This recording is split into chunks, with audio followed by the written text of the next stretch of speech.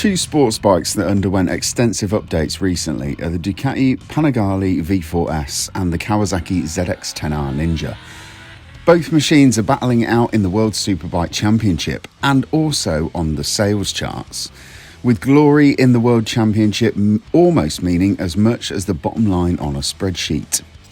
Having been updated in the spring 2021, the Kawasaki gained sharper styling, internal engine updates like DLC finishes on the finger followers, transmission changes and chassis tweaks.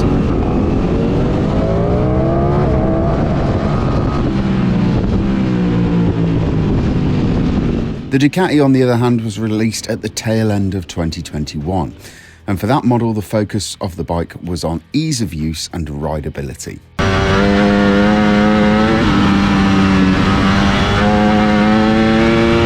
We were lucky enough to test both of these on track, at Bedford Aerodrome for the Kawasaki and the stunning Jerez circuit in Spain for the Panigale. What is really interesting about these two bikes we're looking at today is in the similarity of the updates they've both received for the latest generations.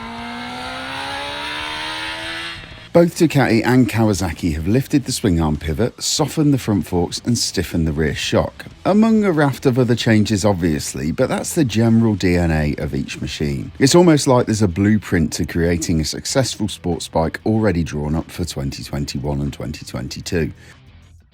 The Kawasaki ZX10R has always been a silky smooth machine to ride in stock road trim. That hasn't changed since the 2021 update. If anything, it's actually got even better. Many of the chassis updates were made at the request of Mr. Jonathan Ray, and it's easy to imagine that those changes would make the Kawasaki harder, less forgiving and more difficult to ride. That's not the case though. The ZX10 is now slightly longer than before, with a more compliant and softer front end and a marginally stiffer spring at the rear. The result is a bike that pitches more under braking than the previous model, allowing you to load the front and drive it into the corner.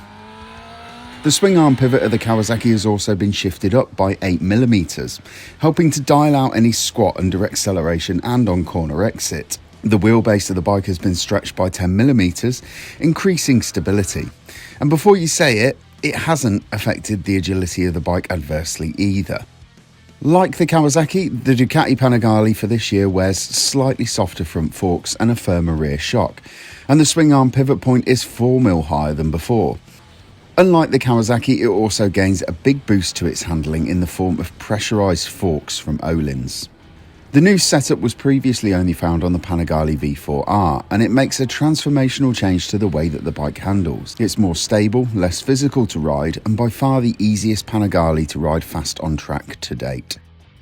I said it in my video review of the Ducati before Christmas, the Panigale doesn't need more speed or power. It needs to allow more riders to exploit the speed and power that it already has. Another area for update that is straight out of the 2022 Sportsbike playbook is the transmission of each machine. Interestingly here though, the two brands have gone in very different directions. The latest generation ZX10 has a revised final drive and slightly shorter first, second and third gears. The move was to help the ZX10R feel a little more urgent off the line. The big Ninja was and still is a bike that loves to rev, although now it is a slightly more potent proposition off the line and between 30 and 50 miles an hour. Ducati, on the other hand, has gone in completely the opposite direction, with clever torque mapping in gears 1, 2 and 3. The system lops off a harsh lump of torque that could unsettle the previous generation V4S. It's immediately noticeable on the track, and cleverly Ducati have managed to soften the initial delivery without making the bike feel that it's been held back in any way.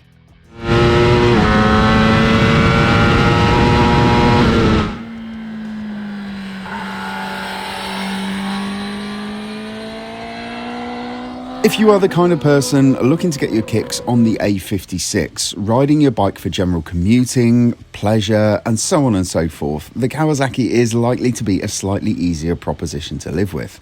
It's marginally more comfortable than the Ducati, still slightly easier to ride, and inevitably cheaper to own, insure, and service. It isn't, though, as achingly beautiful as the Panigale is, and that inline force still needs to be revved to get the best from it. while the Ducati provides you with a one-way ticket to Torquetown at the flick of a wrist. It really has to be said that the Ducati is so close to its race-bred cousins, you're not really going to need to do very much to it to enjoy some serious track time or even take part in some club racing. Finally, we have to talk about the price of each bike, and all that track-ready ability does come at a price.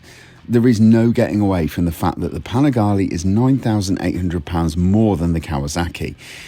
They say that if you want something badly enough, price is no problem, although nearly £10,000 is a hell of a lot of want.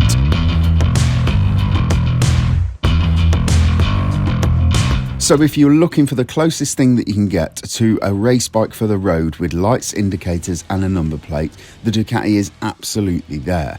If you're looking for something that's going to be slightly easier to live with, cheaper to own and insure, the Kawasaki is probably a safer bet.